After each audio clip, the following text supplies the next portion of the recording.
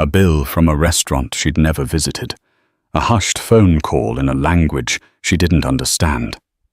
For Anya, pregnant and deeply in love with her powerful husband, these were the first loose threads in the perfect life he'd woven around her. She dismissed them as the eccentricities of a wealthy man. But when a cold legal document arrives demanding not just a divorce, but sole custody of their unborn child, she realizes she hasn't been living a fairy tale. She's been living in a golden cage, and the man she loves is about to unleash a storm she cannot weather alone. Anya traced the delicate hand-painted gold leaf on the nursery wall. It depicted a whimsical forest with smiling bunnies and deer peeking from behind impossibly lush trees. Every detail from the imported silk mobile of shimmering stars to the cashmere-lined bassinet had been personally overseen by her husband, Julian Thorne. To the outside world, Julian was a titan of industry, a man whose name was synonymous with ruthless ambition and staggering wealth. To Anya, he was simply her husband, the man who had swept her off her feet, cherished her, and was now building a palace for their unborn son. Their love story had been the stuff of tabloids. Anya, a quiet librarian with a passion for rare books, had met Julian at a charity auction. He had been magnetic, a force of nature in a bespoke suit, and she, in her simple second-hand dress, had felt utterly invisible until his gaze had landed on her. He pursued her with a single-minded intensity that had been both exhilarating and a little frightening. He'd showered her with gifts, whisked her away on private jets to exotic locales, and within 6 months she had become Mrs. Anya Thorne. Life as a Thorne was a whirlwind of galas, exclusive parties, and rubbing shoulders with the global elite. It was a life she had never imagined, and at times it felt like she was playing a part. But Julian's affection had always been her anchor. His touch, his whispered words of adoration, the way he would look at her as if she were the most precious jewel in his collection. These were the things that made the gilded cage feel like a home. The first crack in the façade appeared on a Tuesday. Anya had been feeling particularly unwell that morning, the familiar nausea of her second trimester hitting with a vengeance. She had cancelled her lunch plans with the few friends she had managed to make since marrying Julian women, whose lives, like hers, revolved around their powerful husbands. Lying on the plush sofa in their sprawling penthouse apartment overlooking Central Park, she had been sorting through the mail, a mundane task she insisted on doing herself, much to Julian's amusement. Tucked between a hand-written invitation to a private art viewing and a glossy catalogue from a high-end baby boutique was a crisp white envelope from a restaurant she had never heard of, Le Cénacle. The bill was for a private dinner for two, totaling a staggering $8,000. The date was from the previous week, a night Julian had told her he was working late, closing a deal that would, in his words, change the game. Anya frowned. It had to be a mistake. Julian was meticulous with his finances, and his personal assistant, a severe-looking woman named Ms. Albright, vetted every expense. She set the bill aside, meaning to ask Julian about it that evening. But when he came home, he was so full of excitement about the successful deal, so tender in his concern for her well-being, that the bill from Le Cénacle slipped her mind. A few days later, another small discordant note. Anya had been looking for a book in Julian's study, a room that was strictly his domain. The shelves were lined with leather-bound first editions, a testament to a shared passion that had first drawn them together. As she ran her fingers along the spines, she heard Julian's voice from his adjoining office. He was on the phone, his tone low and urgent. It was the language that made her pause. It wasn't English or any of the other European languages she knew he spoke fluently. It was a harsh, guttural language she had never heard before. She couldn't decipher a single word, but the tone was one of command, of finality. When he emerged from the office moments later, he was smiling, his demeanor as unruffled as ever. He kissed her, his lips cool against her cheek, and told her he had just been dealing with a minor international complication. Again, she had pushed her unease aside. Julian's world was complex, far beyond her understanding. She was his wife, the mother of his child. Her role was to trust him, to be his sanctuary from the pressures of his empire. The illusion shattered on a rainy Thursday afternoon. Julian was in Zurich for a banking conference. The city was grey and dreary, mirroring the sudden chill that had settled in Anya's heart. She was arranging a bouquet of lilies, their funereal scent suddenly cloying, when the doorbell chimed. It was a courier holding a sleek black portfolio. She signed for it, her hand trembling slightly, a nameless dread coiling in her stomach. Inside, nestled in thick watermarked paper, was not a love letter from her husband, but a legal document. The words swam before her eyes, cold and sharp as shards of glass. Petition for dissolution of marriage. And then the clause that stopped her breath, that made the world tilt on its axis. The petitioner, Julian Thorne, seeks sole and exclusive legal and physical custody of the party's unborn child. The document went on to list a series of clinical, brutal allegations. It painted Anya as an unstable, emotionally fragile woman, unfit for motherhood. It cited her modest and frankly impoverished background as a reason she would be unable to provide the necessary environment of affluence and influence for a Thorne heir. It even twisted her love for old books into a reclusive and antisocial obsession. Each word was a carefully crafted dagger designed to dismantle her, to sever her, not just from her husband, but from her own identity. Anya sank to the floor, the lilies scattering around her like fallen soldiers. The nursery, once a symbol of love and hope, now felt like a mausoleum for a future that had been stolen from her. The smiling bunnies on the wall seemed to mock her, their painted eyes cold and unforgiving. Julian's words from the night he had proposed echoed in her ears. "I will protect you, Anya. I will give you the world." He had given her a world, a beautiful, glittering world, and now he was taking it all away, starting with the most precious thing in it, their child. The phone rang its shrill cry, piercing the suffocating silence. She looked at the caller ID. It was Julian. For a moment she thought she might be sick. With a shaking hand, she answered. "Anya." His voice was smooth, almost gentle, as if he were calling to check on her, to whisper sweet nothings across the miles. "I assume you've received the documents." Tears streamed down her face, hot and silent.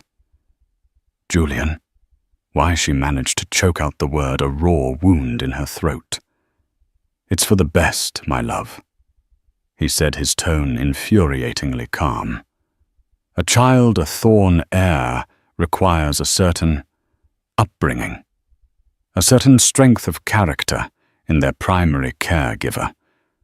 This is not a personal failing on your part. It is simply a matter of biology and breeding. You were a lovely diversion, Anya. A beautiful chapter. But now it's time to turn the page. A diversion. A chapter." The casual cruelty of his words was more devastating than any legal jargon. She had been a dalliance, a temporary distraction for a man who collected beautiful things. And now, like a piece of art that no longer pleased him, she was being discarded. But her baby was not a thing to be collected.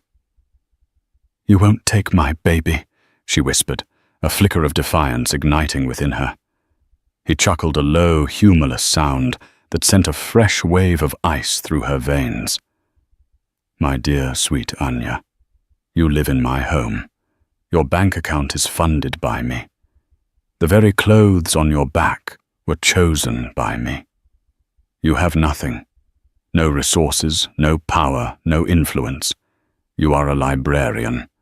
I am Julian Thorne. Who do you think the courts will favor? Don't fight this. It will only be more unpleasant for you. Sign the papers. I have been more than generous with the settlement.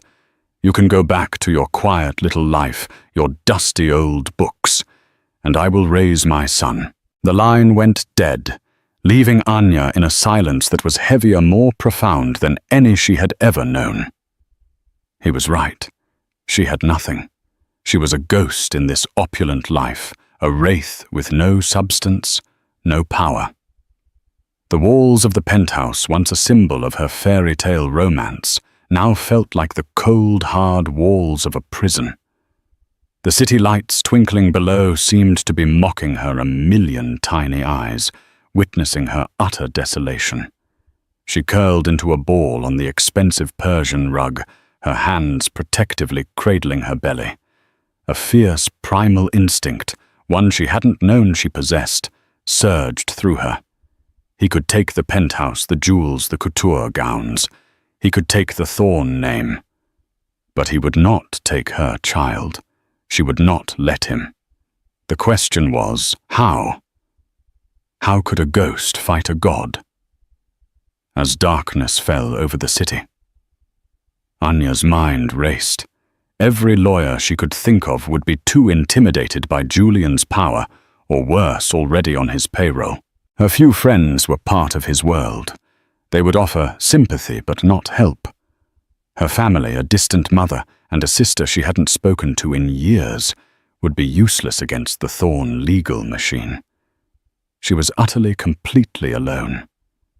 Just as despair threatened to consume her entirely, a memory surfaced, a whisper from the past.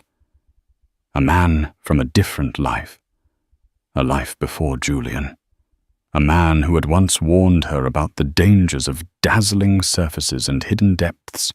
A name she hadn't spoken or even thought in years. It was a long shot, a desperate, foolish hope. But it was the only hope she had. With a newfound resolve, she crawled to her laptop, her fingers flying across the keyboard, searching for a man who was as much a ghost as she was. His name was Michael, and he was her only way out of the gilded cage. The name echoed in the vast empty space of her memory. Michael Corrigan. He wasn't a lawyer, not in the traditional sense. He was what people in her old life, the life before Julian, called a fixer. A shadow who moved in the grey areas of the law. A man who solved problems the powerful didn't want attached to their names. Anya had known him through a brief, intense period in her late teens when she had been entangled with a group of political activists. Michael had been their protector, their strategist, the calm eye in their youthful storm. He was a man who saw the world not as it was, but in terms of leverage, weaknesses, and hidden connections. He had warned her about Julian. Not by name, of course. She hadn't even met Julian then. But she had been starry-eyed about a wealthy benefactor who had taken an interest in their cause, and Michael had pulled her aside one evening, his gaze steady and serious. "Be careful of men who offer you the world, Anya," he had said, his voice a low rumble. "They usually expect to own it, and you along with it. Their generosity is just a down payment on your soul." She had dismissed his words as cynical, the ramblings of a man who lived in the shadows. Now his words returned to her with the force of prophecy. Finding Michael Corrigan wasn't easy. He had no social media presence, no listed office, no digital footprint to speak of. He was a ghost, just as she had remembered. Desperate. Anya trawled through old encrypted email accounts from her activist days, her heart pounding with a mixture of fear and a fragile, burgeoning hope. Finally, in a long-forgotten chain of correspondence about a protest that had been quashed before it even began, she found it. Not a name, but a code name, Cassian. And attached to it, a string of alphanumeric code that she vaguely remembered was a secure messaging app. Her hands shook as she downloaded the app, her mind a whirlwind of doubt. Would he even remember her? It had been over a decade, and even if he did, why would he help her? She was no longer a passionate young activist fighting for a cause. She was the wife of a billionaire, a woman who had willingly stepped into the very world he had warned her against. She typed the message, her words feeling clumsy and inadequate. Cassian. This is Anya Petrova. I'm in trouble. The kind of trouble you warned me about. She hesitated, then added, He's taking my baby. She hit send, the single word, delivered, appearing beneath her message a stark confirmation in the sterile interface of the app. The silence that followed was agonizing. Hours bled into one another. She didn't eat, didn't sleep. She just sat there, staring at the screen, her phone clutched in her hand like a holy relic. The penthouse, once a symbol of her elevated status, now felt like a high-tech prison. She knew Julian would have eyes and ears everywhere. The staff, the security systems, even the device in her hand, were all likely reporting back to him. The reply came just as the first grey light of dawn began to seep into the city. A single word where relief so potent it almost made her weep washed over her. She sent him the address of a small, independent coffee shop in the West Village, a place she doubted Julian's polished friends had ever set foot in. She chose a time in the mid-afternoon when she was supposed to be at a prenatal yoga class, an appointment she knew Ms. Albright would have logged in Julian's calendar. Getting out of the penthouse felt like a prison break. She dressed in the simplest clothes she owned, a pair of maternity jeans and a plain grey sweater, forgoing the designer labels that Julian insisted she wear. She told the doorman she was going for a walk, a simple act that now felt like an act of rebellion. As she stepped into the yellow cab, she half expected a sleek black car to pull up alongside for Julian's security men to emerge and drag her back inside. But no one stopped her. The city, for the first time in a long time, felt anonymous, a place where she could disappear, if only for an hour. The coffee shop was a world away from the gleaming minimalist cafes of her new life. It smelled of roasting beans and old paperbacks, the walls lined with mismatched art and posters for local bands. She found a secluded booth in the back, her back to the wall, and ordered a chamomile tea, her hands cupped around the warm mug for comfort. He arrived exactly on time. He hadn't changed much. Michael Corrigan was still lean and wiry, with the restless energy of a man who was always 3 steps ahead. His hair was a little shorter, a few more lines etched around his eyes, but they were the same eyes she remembered, sharp, intelligent, and missing nothing. He moved with a quiet, unobtrusive grace, slipping into the booth opposite her, without drawing a single glance. "Anya," he said, his voice the same low, steady rumble. He didn't offer a smile, just a nod of acknowledgement. "Michael." She breathed the name, feeling foreign on her tongue after so long. "Thank you for coming." "You said it was the kind of trouble I warned you about," he said, his gaze unwavering. "Men who offer the world." He didn't need to say Julian's name. They both knew who they were talking about. Tears pricked at her eyes, and she fought to keep them at bay. She would not be weak, not in front of him. "He served me with divorce papers. He wants sole custody of our baby. He says I'm unfit. He's Julian Thorne." She said his name like a curse, the weight of it hanging in the air between them. Michael's expression didn't flicker. He simply listened, his fingers steepled in front of him. She told him everything. The gilded cage, the isolation, the strange bill from Le Cénacle, the hushed phone call. She told him about the legal document, the cruel, calculated words designed to break her. She told him about the phone call, Julian's cold, dismissive tone, as he had called her a diversion.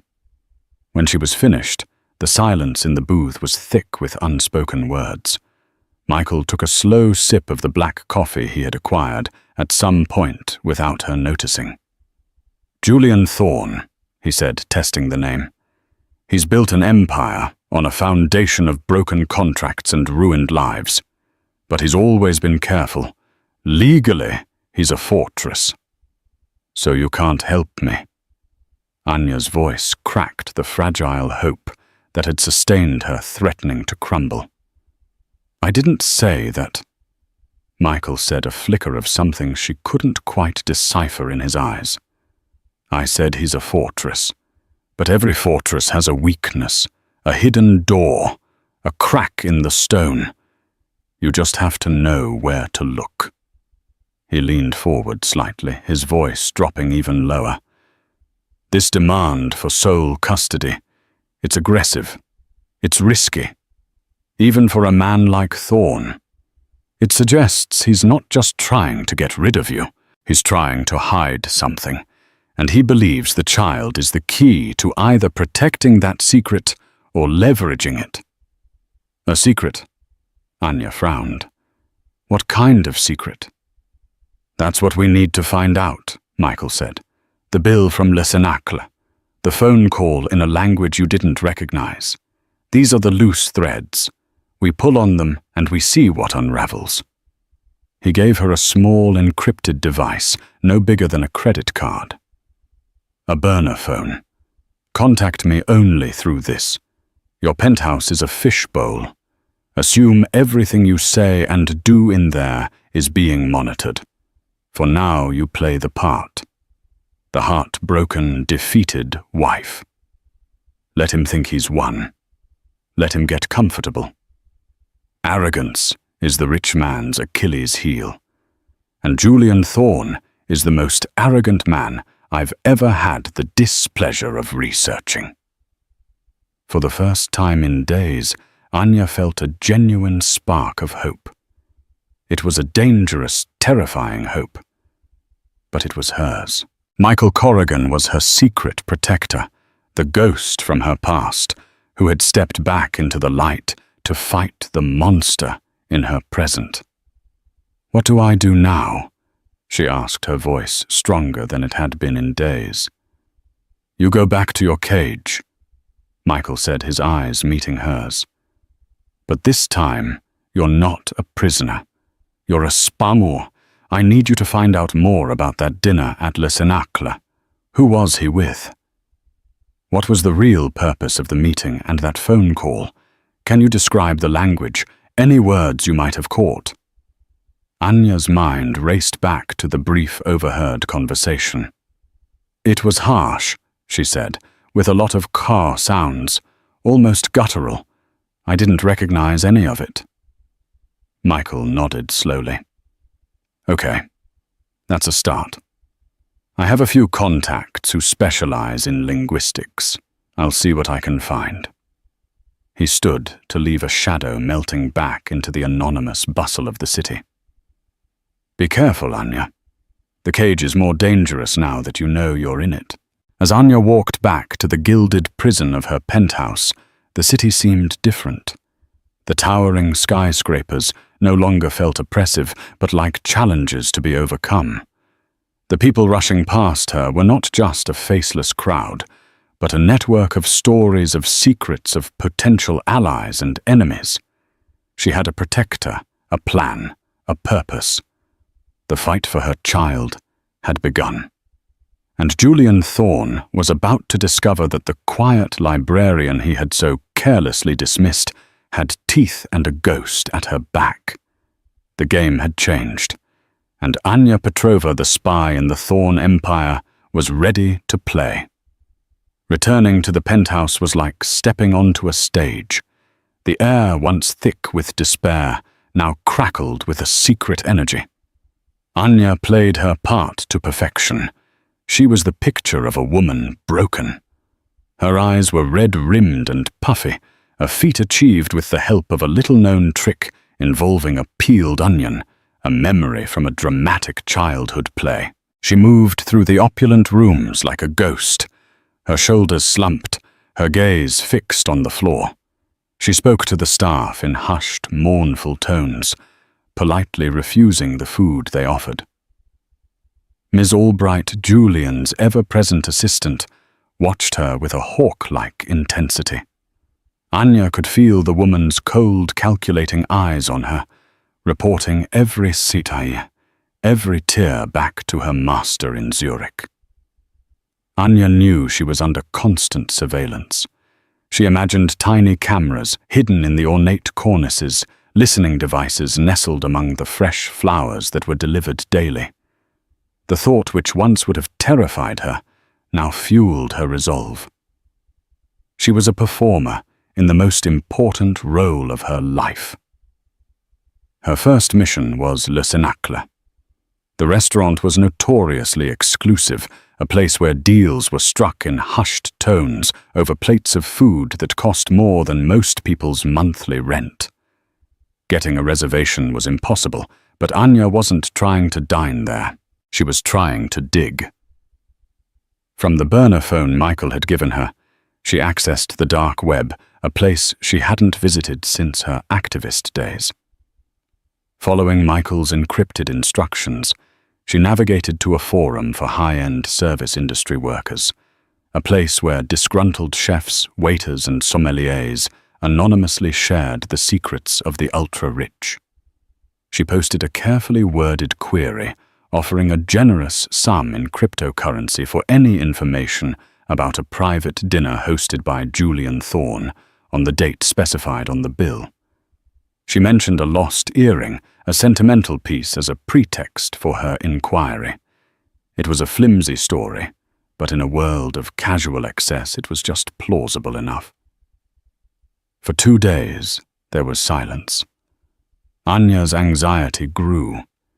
She continued her performance, her grief a convincing cloak for her covert activities. She would sit in the nursery for hours, rocking the empty bassinet. The silent tears she shed, now a mixture of genuine sorrow and calculated deception. Then a reply. It was anonymous, of course, the sender identified only by a string of random characters. The message was brief and to the point. Thorne wasn't with a woman. He was with 2 men, Eastern European, spoke Russian. The mood was tense, not a celebration, a negotiation. Anya's blood ran cold. Julian spoke fluent Russian. She had found it romantic, another facet of his worldly charm. Now it seemed sinister. She forwarded the message to Michael. His reply was almost instantaneous. Russian. That fits with the linguistic profile of the call you overheard. I'm running a check on Thorne's known Russian associates. This is good, Anya. Keep digging. The next thread was the phone call. Anya's description of the harsh, guttural language had given Michael a starting point. While she waited for him to work his magic, she focused on Julian's study. It was the heart of his empire, the one place she was tacitly forbidden from entering. She needed a reason, a plausible excuse to be in there, snooping. The opportunity came in the form of a rare book auction. A first edition of The Master and Margarita, one of her all-time favorite novels, was up for sale. In her old life, she would have dreamed of owning such a book. In her new life, she had the means but not the freedom. She mentioned the auction to Ms. Albright, her voice laced with a wistful sadness. Julian and I, we were supposed to bid on it together. She lied, her voice catching. It was going to be for the baby's library. The bait worked. That evening, Miss Albright, with a look that was an unsettling mix of pity and suspicion, informed her that Mr. Thorne had instructed her to allow Anya access to the study so she could place a bid online. He was being magnanimous in his victory, allowing his soon-to-be ex-wife one last taste of his wealth. The study was even more imposing than she remembered. Dark wood paneling, floor-to-ceiling bookshelves, and a massive mahogany desk dominated the room. The air smelled of old leather, expensive scotch, and secrets. Anya's heart hammered against her ribs as she sat at Julian's desk, the glow of the dual monitors illuminating her face. She went through the motions of logging into the auction site, her eyes scanning the room, her mind racing.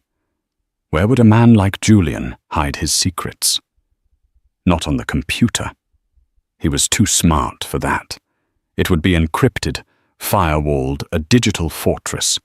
She needed something physical. A notebook, a document, a stray piece of paper. Her eyes fell on the desk drawers. They were locked. Of course they were. She looked at the heavy, ornate letter opener on the desk, its silver handle shaped like a coiled serpent. It was a long shot, but she had to try. The first drawer was filled with mundane office supplies, the second with files on various Thorne Industries subsidiaries. It was the third drawer, the one at the very bottom, that yielded something interesting. Tucked away beneath a stack of old financial reports was a slim, leather-bound journal. It wasn't Julian's. The handwriting was different, more feminine, with elegant looping letters. Anya's hands trembled as she opened it. The entries were in English, but they were sporadic, dated over the past year. They were filled with a strange mixture of affection and fear. The writer spoke of a man who was both her savior and her tormentor. A man who was powerful, brilliant, but also cold and controlling. She spoke of his promises of a new life, of a future for their child. Their child. The words leaped off the page, a physical blow. He says the boy will want for nothing. One entry read. He will be a prince. But what of his mother? Will she be a queen or a prisoner? Another entry, dated just a few weeks ago, sent a chill down Anya's spine.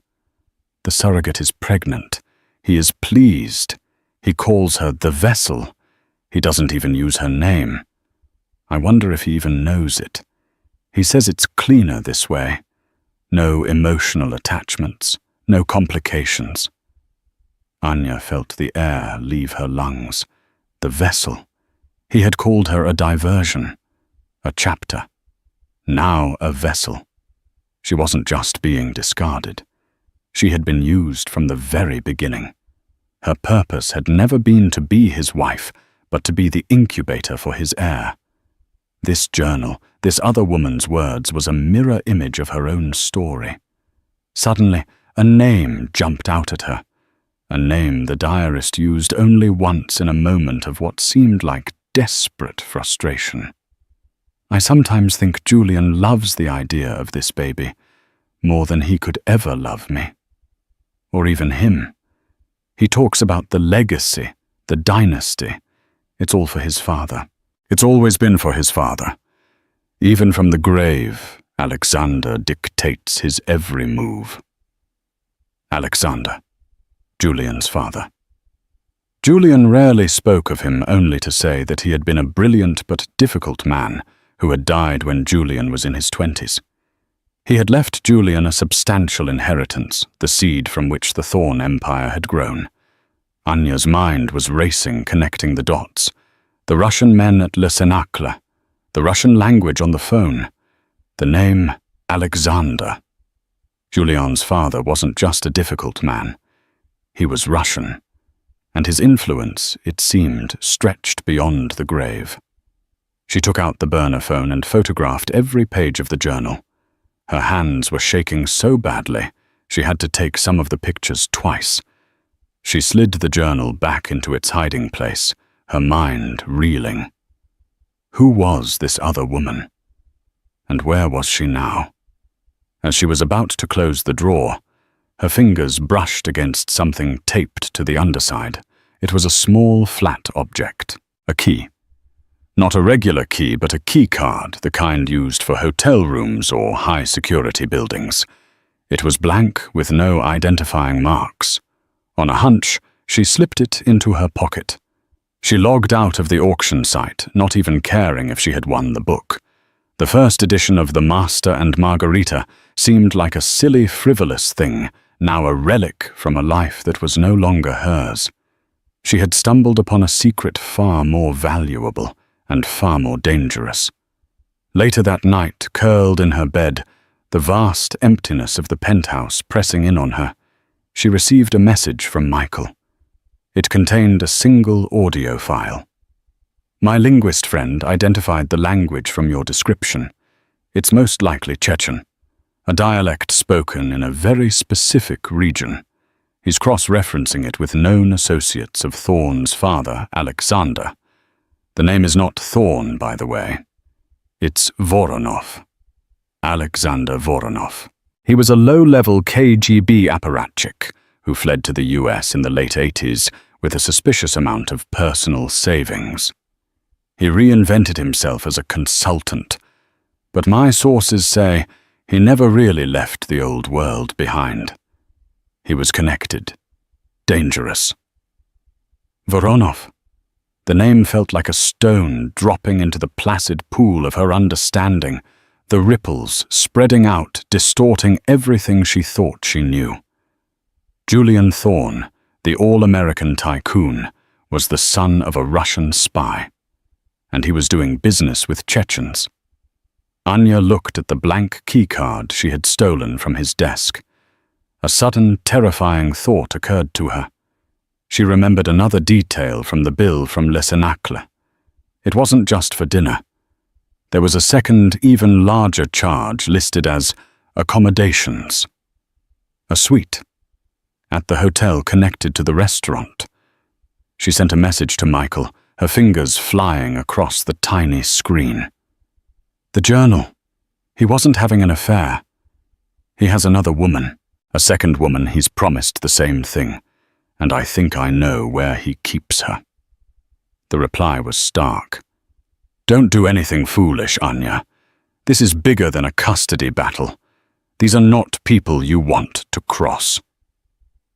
But Anya knew she had to. This other woman, this prisoner in another gilded cage, was not her enemy. She was her ally. She was the key. And Anya had to find her. The thought of Julian, of his cold, calculated cruelty, not just to her, but to this other unknown woman, had extinguished the last vestiges of her fear. All that was left was a cold, hard rage. He had called her a vessel. He was about to find out what happens when the vessel decides to smash itself and take the whole damn ship down with it.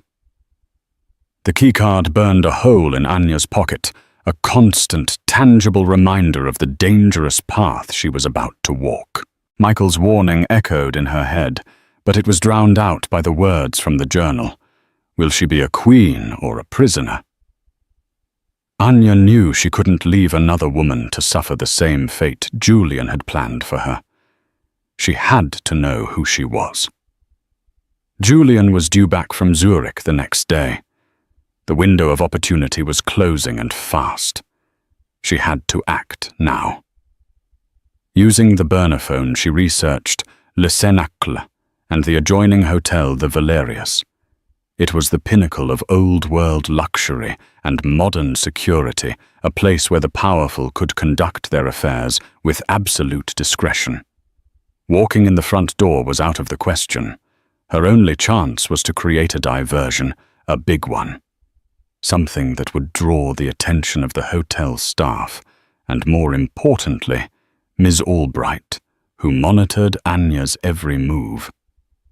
Her mind, once filled with literary plots, was now a whirring machine of strategy and deception. She thought of the grand theatrical gestures Julian so loved, the public displays of affection, that had once made her swoon and now turned her stomach. She would use his own tactics against him. She made 2 calls. The first was to one of the city's most exclusive floral designers. Feigning a fragile emotional state, she told them she wanted to surprise Julian, to show him she wasn't going to fight the divorce, that she accepted his decision. She ordered an obscene number of flowers, rare black baccarat roses and white orchids, to be delivered to the penthouse. "Fill the entire foyer," she instructed, her voice trembling convincingly. "A grand gesture of goodbye." The second call was to a high-end catering company. She ordered an elaborate dinner for 2 to be delivered that evening. "A final meal," she whispered into the phone, "in the home we shared." As she had predicted, Ms. Albright took the bait. The assistant, likely believing Anya was spiraling into a dramatic, expensive breakdown, would be preoccupied with managing the floral chaos and the arrival of a 5-course meal. The sheer over-the-top nature of the gesture was perfectly in keeping with the persona of the spurned, emotionally volatile wife Julian was trying to create. That afternoon, as the florists began to arrive, turning the vast marble foyer into a funereal jungle, Anya made her move. Dressed in a simple black dress, her hair pulled back, she slipped out through a service entrance she had bribed a disgruntled cleaning lady to leave open. The city swallowed her whole. The Valerius Hotel loomed over her, a bastion of quiet, intimidating wealth.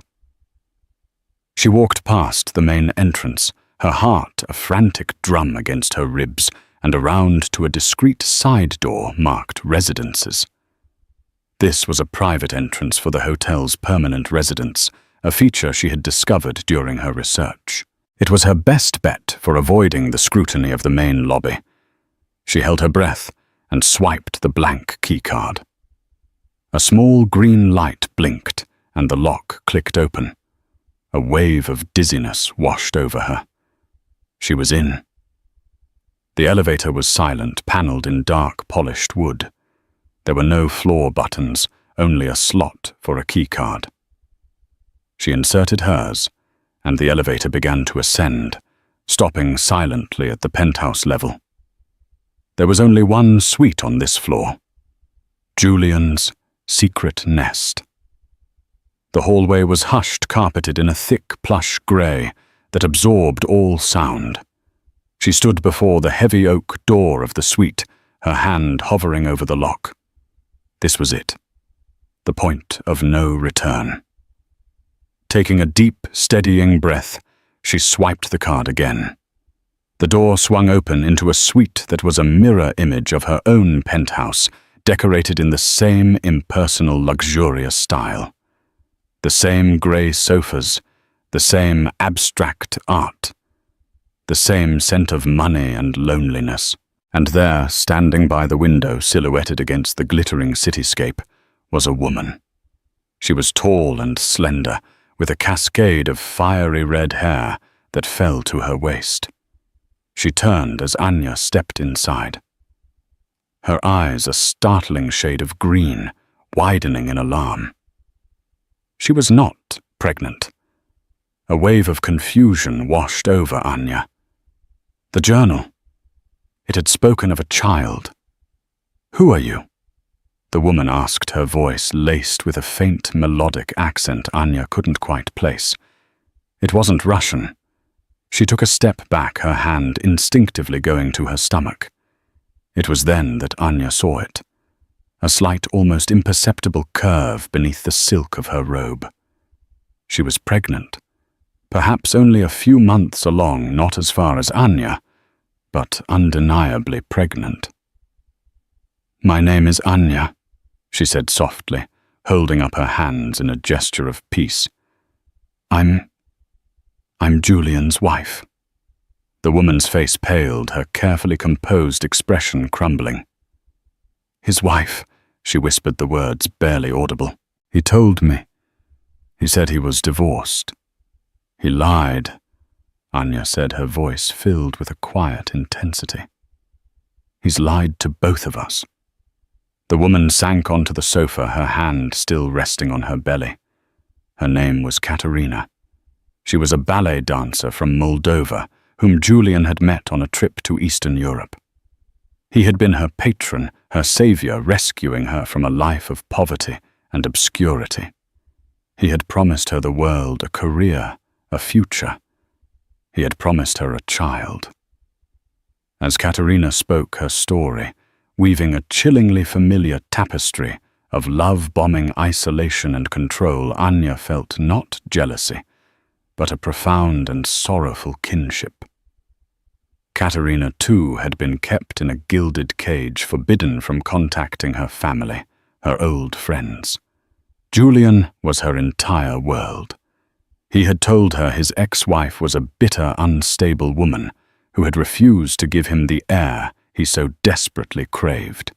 He had painted Anya as the villain, just as he was now painting her as unfit to the courts. He chose me because I was a dancer, Katerina said, her voice thick with a dawning horror.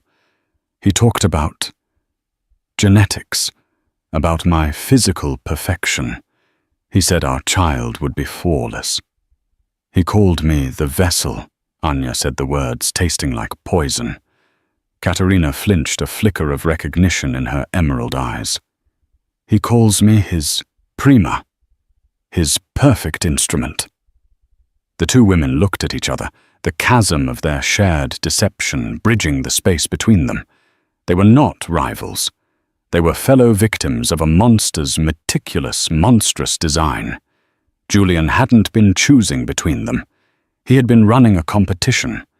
Two women, both isolated, both dependent on him, both pregnant with his potential heir.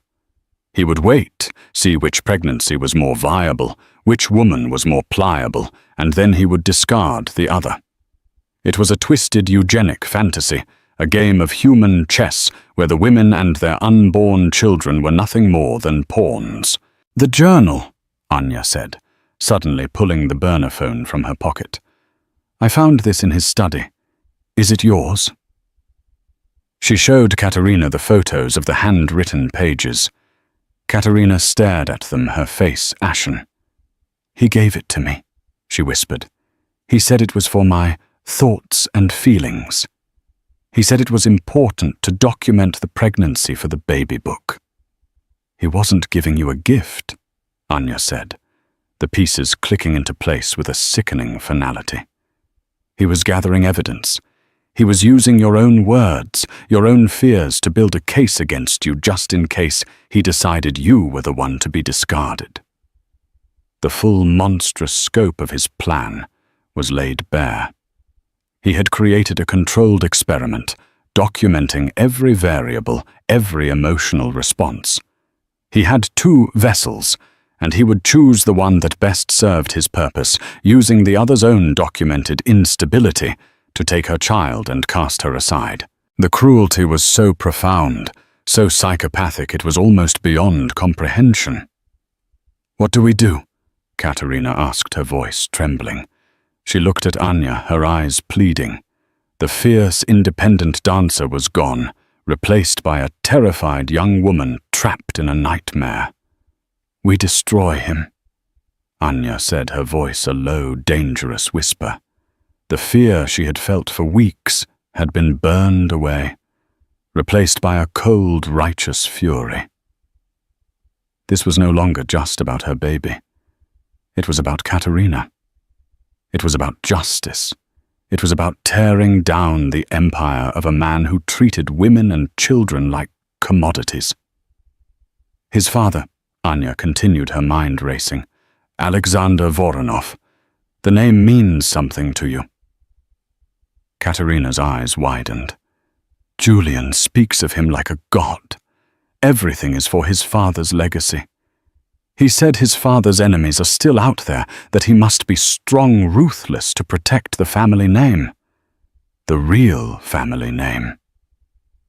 "Voronov," Anya said. "Michael, a man who is helping me found the name. He said Julian was meeting with Chechens. He said his father was KGB." Katerina gasped, her hand flying to her mouth. The men from the other night, the ones he had dinner with at Le Cénacle. They were terrifying. They didn't speak English, but Julian, he seemed almost afraid of them. It was the first time I've ever seen him afraid. This was the crack in the fortress, the weakness Michael had spoken of. Julian wasn't the master of his universe. He was beholden to something else, to his father's dark past. The Chechens, the secret meetings, the legacy of a KGB spy. This was the source of his paranoia, his desperate need for an heir, his ruthless control. Katerina, Anya said, her voice urgent. Did he give you anything? A gift? Something that might have belonged to his father? Katerina frowned, her mind searching. He gave me a Faberge egg, she said slowly. A small, beautiful thing. He said it was one of the few things he had left of his father's. He keeps it in the safe. She pointed to a large, abstract painting on the wall. Anya's heart leaped. A Faberge egg, a priceless artifact of Imperial Russia. Something a low-level KGB apparatchik would have no business owning. Unless it wasn't just a pretty bauble. Unless it contained something else. We need to get into that safe, Anya said. Julian is coming back tomorrow. We have one night. The two women, once strangers, now allies, bound by a shared betrayal, looked at each other. The city lights glittered behind them, a silent witness to their desperate pact. In two different penthouses, high above the sleeping city, two pregnant women, the vessel and the primer, prepared to go to war. They were no longer pawns in Julian Thorne's twisted game. They were the queens, and they were about to orchestrate a checkmate he would never see coming. The safe was a smooth steel rectangle embedded in the wall, concealed behind a vast, soulless, abstract painting. Its surface was seamless, broken only by the small, dark circles of a fingerprint reader and a retinal scanner. It was the physical manifestation of Julian's paranoia, a fortress within a fortress. It's impossible, Katerina breathed, her newfound hope visibly deflating. It's his eye, his fingerprint. We're trapped, but Anya's mind was racing, fueled by adrenaline and a white-hot fury. Julian's arrogance was his greatest weakness. He's a narcissist, Katerina. He'd need a way to access his treasures remotely, a way to gloat over them even from across the world. Katerina's eyes lit with a spark of recognition. The protocol, she whispered, rushing to the silver laptop on the desk. He was so proud of his security system, he boasted about it for an hour. He showed me a maintenance override, a back door he could use in an emergency. Her fingers, once trained for the delicate precision of ballet, now flew across the keyboard with a different kind of grace. Code streamed across the screen. He said it was linked to his watch. She explained, her focus absolute. It generates a one-time bypass code. I can't create a new code, but I might be able to trigger the override sequence itself. A new window popped up. I'm in his system, but it will only give us a 60-second window, and it will send a silent alert directly to his phone. Anya quickly pulled out the burner phone, her fingers fumbling slightly as she checked the flight status. Julian's jet had taken off from Zurich 20 minutes ago. He's in the air, Anya said, her voice tight. Over the Atlantic. No signal. We have to do it now. It's a huge risk, Katerina said, her gaze meeting Anya's. The alternative is worse, Anya replied, her voice leaving no room for argument. Katerina took a deep breath and hit the enter key. A digital countdown appeared on the laptop screen. 60, 59, 58. They scrambled to the wall, pulling the heavy painting aside. A small green light blinked on the face of the safe. Anya didn't hesitate. She grabbed the edge of the steel door and pulled with all her might. It swung open silently. The contents were nestled on black velvet. In the center was the Faberge egg, an opulent masterpiece of enamel and pearls. Beside it lay a thick stack of bearer bonds and a passport under the name Mikhail Volkov. Tucked in the corner was a small velvet pouch. The egg Anya urged her eyes, flicking to the countdown. 45. 44. Katerina's hands, surprisingly steady, lifted the precious object. She twisted it gently along a nearly invisible seam. It clicked open. Anya leaned in, expecting a microchip or a hidden document.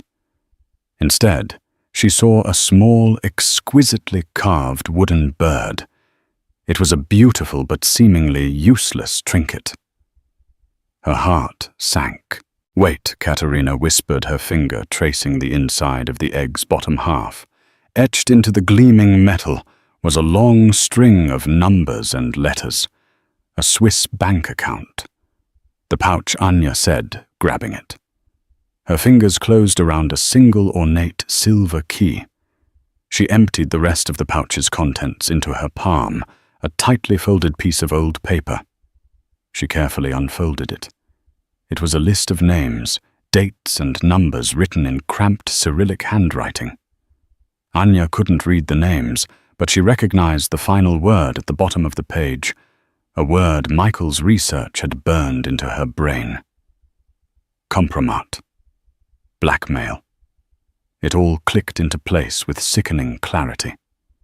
The bearer bonds, the false passport, the secret Swiss account, and the list of powerful people. The Thorne Empire wasn't just built on ruthless business deals. It was a continuation of his father's KGB legacy. Julian was a puppet master, using inherited secrets to manipulate and control his way to the top. Anya's hands shook as she used the burner phone to photograph the list, the account number, and the key. She sent the images to Michael. The countdown on the laptop beeped insistently. 10, 9, 8. They slammed the safe door shut just as the green light turned red, locking with a definitive thud. They had it. They had the weapon that could destroy him. Michael's reply came instantly. "Checkmate. Stay put. Don't leave the hotel. I'm on my way." But Anya knew they couldn't wait. In a few hours, Julian would land. He would see the alert from the override. He would know his sanctuary had been breached. His rage would be biblical, and its first target would be Katerina. "We have to go," Anya said, her voice firm with a terrifying new authority. "We have to disappear now." Where Katerina cried, her face pale with fear. "He will find us. He has eyes everywhere. He'll be looking for 2 pregnant women," Anya said, a desperate, audacious plan blooming in her mind. She looked at Katerina's fiery hair and striking beauty, then at her own unremarkable reflection in the dark laptop screen. "He won't be looking for one. You have to become me." The plan was insane. Katerina would take Anya's passport, her credit cards, and flee, leaving a clear trail for Julian to follow. It would be the ultimate misdirection. Meanwhile, Anya would become a ghost. She would check into a different room at the Valerius, under a false name, hiding in plain sight, waiting for Michael to make his move. The 2 women locked eyes. The fear was still there, but beneath it was a bedrock of shared resolve. They were no longer the vessel, and the prima the pawns in Julian Thorne's sick game. They were the queens, and they were about to bring the entire board crashing down. In the end, it wasn't a courtroom that brought Julian Thorne down. It was 2 women he had underestimated, and the ghost from a past he never knew existed, Michael Corrigan, using the information Anya and Katerina had risked everything to obtain, orchestrated a silent, devastating takedown. The Swiss bank account was frozen, the compromat leaked to a consortium of international journalists. The Thorne empire, built on a foundation of secrets and fear, crumbled in a matter of days. Julian was last seen boarding a private jet to a country with no extradition treaty, his name a permanent stain on the pages of the financial world. Katerina, with a new identity and a substantial portion of Julian's legitimate assets, fulfilled her dream of opening a dance academy in Moldova. And Anya. She gave birth to a healthy baby boy, far from the gilded cages of New York. She proved that true strength isn't measured in billions, but in the courage to fight for those you love. What did you think of Anya's journey? Her story is a powerful reminder that even in the darkest of situations, there is always hope, and that the most formidable power lies in the bonds we form with others. If you were moved by her fight for freedom and justice, please hit that like button, share this video with someone who needs a story of strength, and don't forget to subscribe for more tales of drama, intrigue, and the unyielding power of the human spirit. Your support helps us bring these stories to life. Let us know in the comments what you would have done in Anya's position.